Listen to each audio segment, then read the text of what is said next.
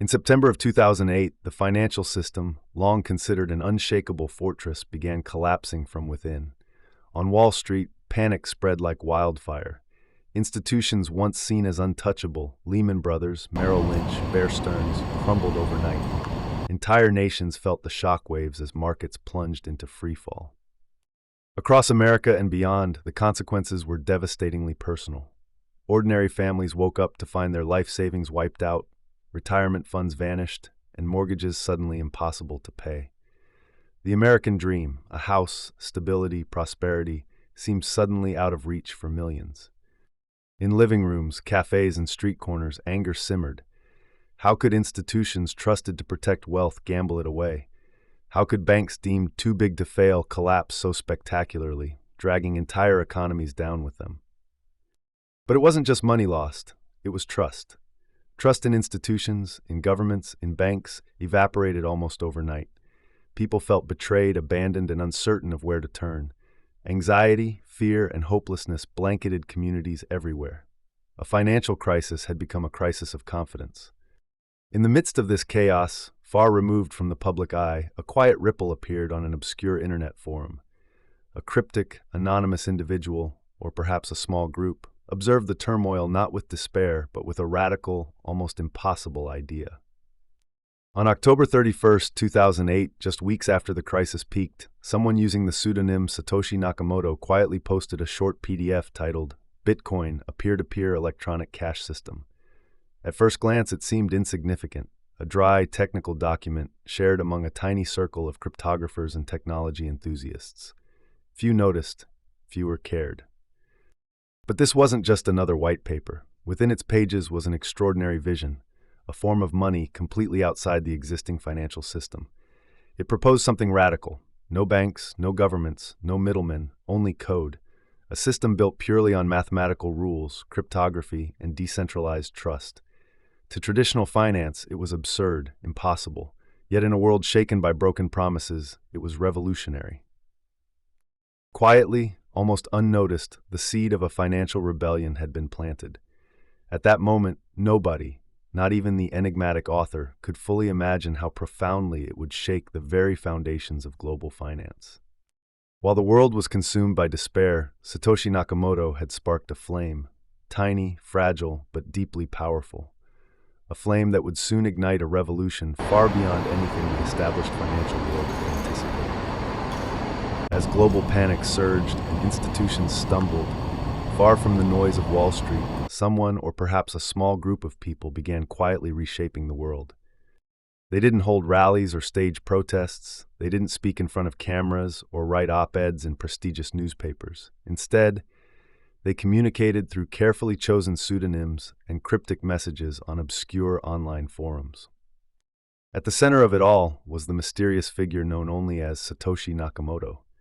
To this day, Nakamoto's true identity remains unknown, a deliberate choice.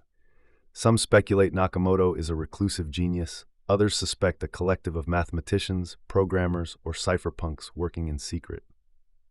What we do know for certain is that on October 31, 2008, mere weeks after Lehman Brothers declared bankruptcy and markets plunged, Satoshi Nakamoto quietly published the Bitcoin white paper.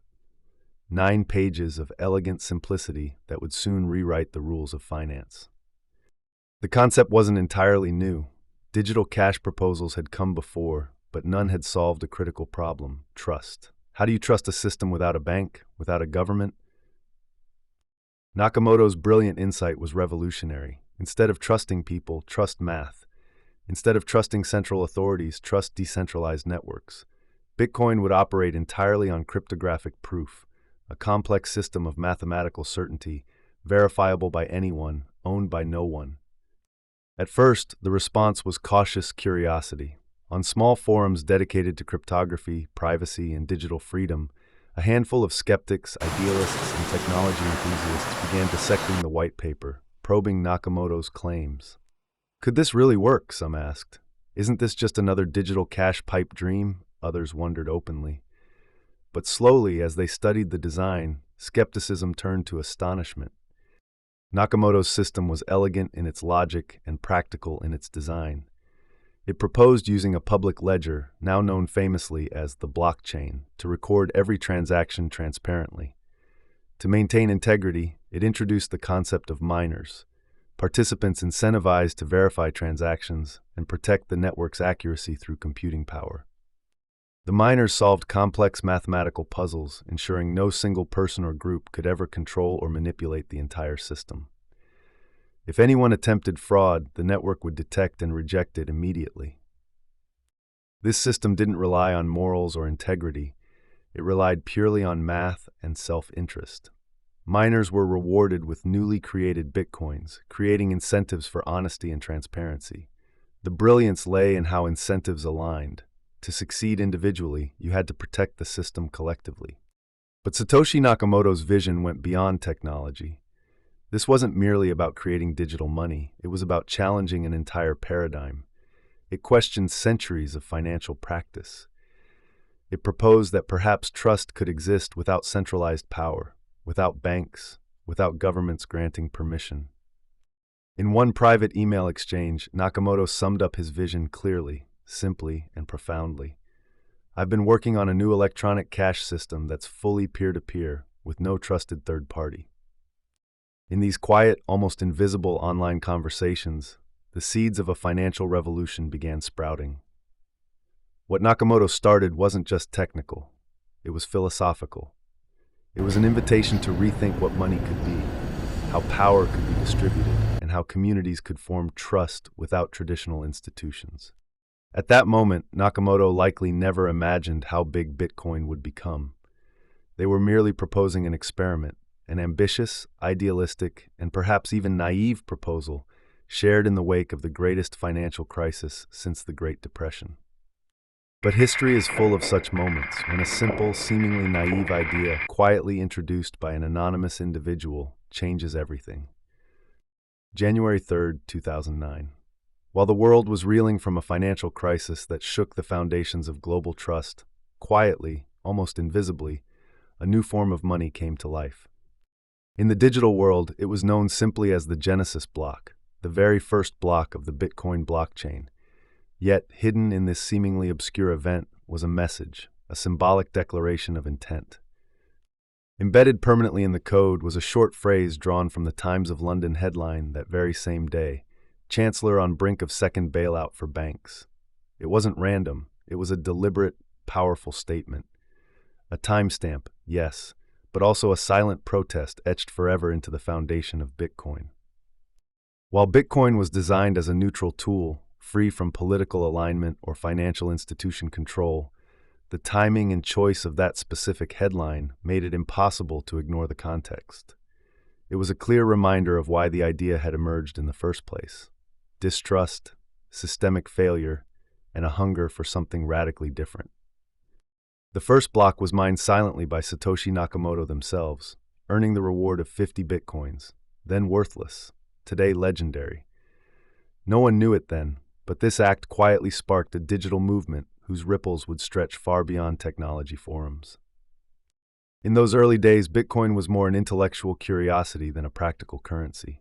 Few could foresee its potential impact. Yet even then, the early enthusiasts, mathematicians, cryptographers, privacy advocates, digital libertarians, sensed something different in the air. With every block mined, every new node joining, the network slowly grew stronger. Early adopters ran the Bitcoin software on personal computers, mining and sharing their experiences openly in niche forums. Early conversations weren't about profit, they were about ideas, principles, and possibilities. Could a peer-to-peer currency really function without any central oversight? Could it remain secure, stable, trusted? On January 12, 2009, the very first Bitcoin transaction took place, a test transfer from Nakamoto to Hal Finney, a respected cryptographer. Hal documented it simply, writing online, running Bitcoin, a humble beginning for what would later become one of the most valuable assets on Earth. Those first transactions held no monetary value. Instead, they held symbolic weight. They were proof that the technology worked, that this wasn't mere theory or a fringe concept, but a viable system that could function in the real world. The community was microscopic but dedicated. Nakamoto themselves actively engaged early users, answering questions patiently, explaining concepts, encouraging experimentation. As the global financial storm continued, Bitcoin quietly gained strength. Users felt they were part of something significant, not because of hype or promises, but because they were building something that challenged long-standing assumptions. This growing digital tribe believed money could be transparent, programmable, and controlled by no single entity. They didn't need permission from banks, governments, or any centralized institution. They just needed to trust mathematics, cryptography, and each other. Despite early skepticism, something about Bitcoin resonated powerfully.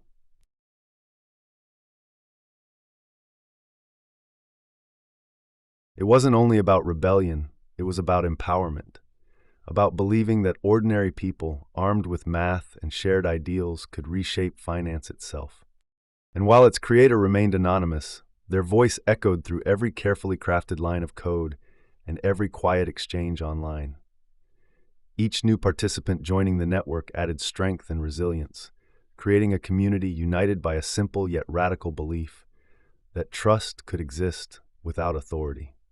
Perhaps Nakamoto's greatest gift wasn't Bitcoin itself, but the permission, the courage to think differently, to imagine something new, something that could stand apart, quietly defying the odds, born not out of anger or fear, but out of hope, clarity, and ingenuity. In the early days, Bitcoin was fascinating but essentially worthless. Its value was theoretical, speculative at best, practical only to a small group of enthusiasts online. Then came a seemingly simple moment that would later symbolize one of the most extraordinary transitions in digital finance history. On May 22, 2010, a programmer named Laszlo Hanyecz posted a message on a Bitcoin forum. He wanted pizza, 2 large pizzas to be exact, and he was willing to pay 10,000 Bitcoins for them. At the time, 10,000 Bitcoins were barely worth about $40, a fair trade for 2 pizzas delivered to his doorstep in Florida. Another forum member accepted the challenge, ordered 2 Papa John's pizzas for Laszlo, and history quietly unfolded. This wasn't just an exchange of digital tokens for food. It was a milestone, the first known commercial transaction using Bitcoin. For the first time, Bitcoin crossed the boundary from theoretical currency to practical use, showing that it had real-world potential. Back then, no one questioned Laszlo's decision. It seemed fair, even generous. Bitcoins held no serious market value.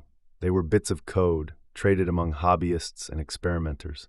But as the years passed, the meaning of that simple transaction dramatically shifted. Bitcoin grew exponentially in value. By 2021, those 10,000 Bitcoins used to buy 2 pizzas were worth over $300 million. It became the most expensive pizza purchase ever, immortalized forever in digital folklore.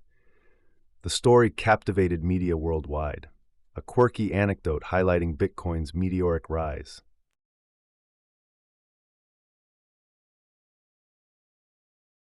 But the story isn't about regret, nor is it simply about lost fortunes.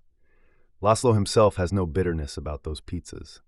Instead, it's a powerful symbol, a reminder of Bitcoin's humble beginnings and the profound unpredictability of innovation. Because at its core, the pizza transaction wasn't about the pizzas at all. It was about belief in the potential of an unproven idea. It demonstrated vividly that Bitcoin wasn't merely theoretical currency. It was real enough to buy a pizza. If you could buy pizza, why not groceries? Why not cars? Why not houses? This seemingly trivial moment quietly marked Bitcoin's arrival into practical reality, setting the stage for its next evolutionary leap. It proved that money doesn't always begin as official currency stamped by governments. Sometimes money emerges organically from simple, everyday trust. As Bitcoin moved from obscure forums into real-world exchanges, its community began to grow rapidly. Ordinary people, inspired by stories like Laszlo's pizzas, started imagining a financial future built not by institutions but by communities of trust. After the pizza transaction in 2010, Bitcoin quietly began spreading beyond forums. Early adopters became evangelists, sharing the concept passionately in niche circles. Online communities formed, advocating Bitcoin's revolutionary potential as a currency free from government control. Yet for most of the world, Bitcoin remained an obscure curiosity, just another strange internet fad. Mainstream financial institutions ignored it, dismissed it as a passing phenomenon. It was fascinating, yes, but practical or reliable? Absolutely not. Then something unexpected happened. In 2011, Bitcoin's price surged dramatically, reaching parity with the US dollar for the very first time. Headlines erupted. Media outlets worldwide began covering the mysterious digital currency. Suddenly, Bitcoin wasn't merely a hobby for programmers, it was becoming a speculative asset. As media coverage increased, so did public awareness and investment. Bitcoin's infrastructure evolved rapidly. Early online marketplaces emerged, allowing ordinary people to buy and sell Bitcoin easily. In 2011, Mt. Gox, originally an obscure site created for trading Magic the Gathering cards, transformed into the world's leading Bitcoin exchange. Daily volumes soared, attracting thousands of new investors. But rapid growth brought growing pains. Mt. Gox became notorious for technical glitches, unpredictable shutdowns, and security vulnerabilities. Hacks occurred, investors lost fortunes overnight, and public trust fluctuated wildly. Still, Bitcoin persisted. Despite volatility and crises, the fundamental idea remained captivating, a currency independent of traditional financial systems. For many, Bitcoin became a symbol of financial freedom, a response to centralized authorities' limitations. Then, in March 2013, something else shook the world's financial trust: the banking crisis in Cyprus. When the Cypriot government controversially seized private bank deposits to avoid financial collapse, trust in traditional banking systems fractured. People worldwide began questioning the safety of their money. Bitcoin offered an alternative, one immune to government seizures and financial collapses. In weeks following the crisis, Bitcoin's value exploded again, reaching an unprecedented $260 per coin. People began taking Bitcoin seriously, not just as a niche experiment, but as a genuine financial innovation. Public attention sparked a technological boom. Bitcoin ATMs began appearing worldwide. Ordinary people lined up curiously, eager to experience digital currency firsthand. News outlets frequently highlighted Bitcoin stories: dramatic highs, brutal lows, overnight millionaires, and devastating scams. But the core idea resonated deeply. Decentralized currency offered freedom. Freedom from inflationary policies, freedom from bank collapses, freedom from government interference. It was more than money. It represented an entirely new financial ethos. Suddenly, the obscure, anonymous experiment conceived in the shadow of the 2008 financial crisis wasn't fringe anymore. It stood firmly in the spotlight, forcing mainstream financial institutions to notice. Bitcoin wasn't just crossing the chasm, it was tearing it wide open, reshaping the global conversation about money and power. As Bitcoin approached mainstream adoption, an important question lingered. Was the world ready for decentralized finance? Or was this revolutionary idea destined to fail under its own ambitions? By late 2017, Bitcoin had fully captured the world's imagination. It wasn't just a digital currency anymore. It had become a global phenomenon, symbolizing unprecedented financial freedom and possibility. Headlines frequently proclaimed astonishing milestones. Bitcoin surpasses $1,000, then Bitcoin reaches $5,000, and soon, nearly unimaginably, Bitcoin breaks $10,000. For early adopters, Bitcoin felt like vindication. Once ridiculed, they now stood as prophets of a financial revolution. Yet beneath these surging numbers, something more complicated simmered. As Bitcoin reached astonishing heights near $20,000 in December 2017, public excitement surged to hysteria. Newcomers, drawn by the promise of quick wealth, poured their savings into digital assets without fully understanding the risks. Exchanges struggled to handle unprecedented demand. Infrastructure creaked under the strain. But Bitcoin's greatest strength, decentralization, was also its greatest vulnerability. With no central authority to intervene, investors became targets for scams and frauds. High-profile collapses shattered trust.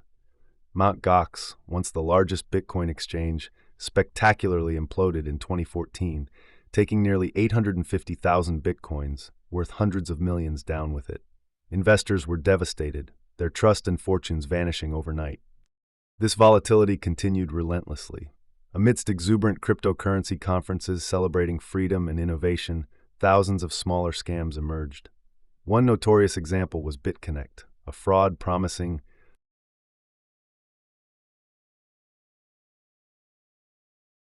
guaranteed returns through a supposed trading bot. It preyed on hope and excitement, devastating countless investors when the scheme unraveled spectacularly. The very openness that allowed Bitcoin's growth also made it susceptible to manipulation and fraud. Governments and financial regulators, alarmed by such volatility and exploitation, scrambled to intervene. Regulatory scrutiny intensified worldwide. Bitcoin, initially conceived as financial freedom from centralized control, now faced the ironic prospect of regulation, the very thing it was created to escape. But despite scandals, crashes, and chaos, Bitcoin endured.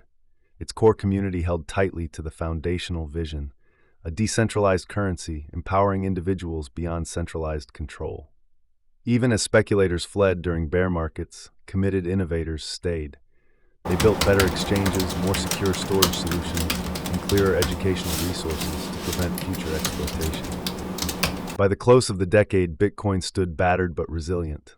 The price had collapsed multiple times, yet always bounced back, each cycle bringing greater infrastructure, legitimacy, and adoption.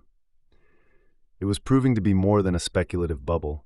It was a movement fueled by deeply held beliefs about financial sovereignty. In surviving crisis after crisis, Bitcoin taught the world something critical. True innovation often comes with turbulence. To build something unprecedented means navigating through inevitable uncertainty and risk. Triumph, scandal, resilience, Bitcoin had weathered them all. The price of freedom was high, volatility, doubt, even scandal. Yet for millions that price was worth paying. Each crisis, rather than breaking Bitcoin, strengthened it. The community became more resilient, infrastructure more robust, belief more profound. As Bitcoin's first decade ended, the world realized something important. Bitcoin wasn't just a digital currency. It was a mirror reflecting humanity's hopes and fears. A mirror showing clearly that financial independence, like all freedoms, comes with risk. And the essential question now loomed larger than ever. Was the world truly ready to embrace such radical financial autonomy, or would the volatility of freedom prove too much? Today, Bitcoin stands as far more than just digital money. Born from anonymity, nurtured in chaos, tested by scandals, and proven by resilience, Bitcoin emerged not simply as a cryptocurrency, but as an idea powerful enough to redefine what freedom can mean in the digital age. Bitcoin never asked for permission. It never waited for approval from banks or governments. It challenged centuries of accepted wisdom about money, power, and control. In doing so, it showed us that the most revolutionary ideas don't come from the establishment. They come from outsiders, dreamers, and rebels willing to question the unspoken rules of society. As we step forward into an uncertain future, Bitcoin serves as a manifesto for radical thinking. It reminds us that progress is never comfortable. Innovation always comes with doubts, critics, and resistance. Yet it's precisely that discomfort, that friction, that signals genuine transformation.